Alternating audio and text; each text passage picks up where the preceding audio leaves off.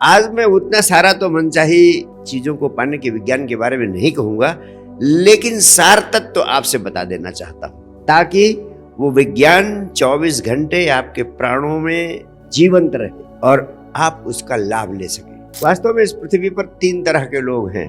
कुछ बड़ी सरलता से बड़ी बड़ी सफलताएं पा लेते, दूसरे लोग वे हैं जिनमें बहुत सारे लोग आते हैं, वे बड़ा श्रम करते हैं, बड़ा संघर्ष करते हैं, बड़े श्रम और संघर्ष के बाद उन्हें सफलता मिलती है। लेकिन तीसरे वर्ग में अधिकांश लोग आते हैं जो दिनों रात प्रयास करते हैं, इसके बाद भी असफल रह जाते। मैं आपसे गहराई से इस प्रश्न का उत्तर लेना चाहूं कि आखिर इन 3 तरह के लोगों में कौन सा बड़ा फर्क है जिसके कारण कोई बड़ी जल्दी सफलता पा लेता है, कोई बड़ी मेहनत करने के बाद पाता है, लेकिन अधिकांश लोग जिंदगी बीतती चली जाती है और सफलता उनके हाथ लगती ही नहीं।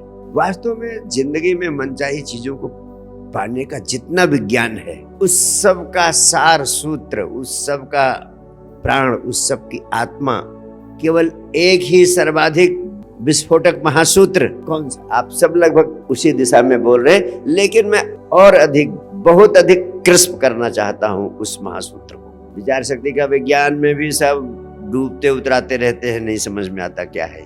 ध्यान भी सोचते हैं कि ध्यान है, ध्यान तो कर रहे हैं, होता ही नहीं है, होता है तो ऐसे नहीं होता तो वैसे नहीं होता। आखिर कौन सा महासूत्र है? साक्षी भाव में तो आप साक्षी हो गए, फिर धन की जरूरत ही नहीं, वो तो धन के बिना ही परम आनंद को पाने की कुंजी है।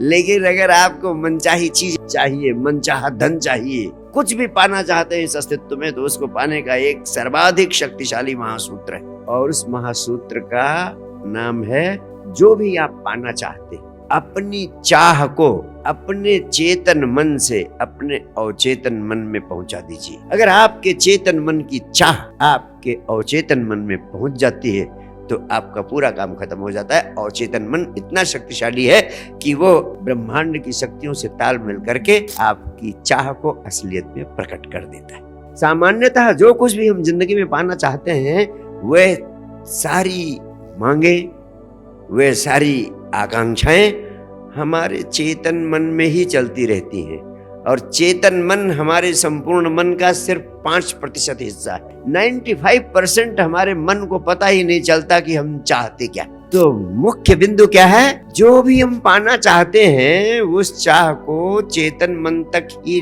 सीमित न रहने दें, उसे किसी भी तरीके से अवचेतन मन तक पहुंचा दें। इतना ही काम आपको करना है।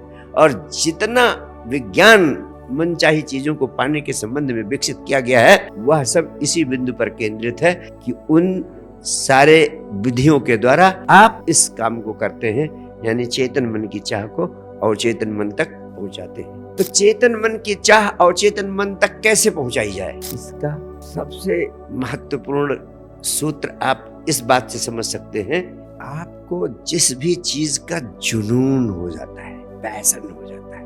जुनून और पैशन का मतलब है जिस चीज को पाने की बलवती चाह 24 घंटे आपके भीतर उबलती रहती है। अगर इतना गहरी प्यास हो जाए, इतना जुनून हो जाए, इतना पैशन हो जाए, तो आपकी चेतन मन की चाह अपने आप और चेतन मन में पहुंच जाती है। उसके लिए कुछ करना ही नहीं पड़ता। इसीलिए आपने देखा होगा कभी कभी गरीब किसान का बेटा प्राइम मिनिस्टर हो जाता है, प्रेसिडेंट हो जाता है, क्योंकि बचपन से उसे जुनून था, पैशन था, जीना तो मरना तो वही होना है।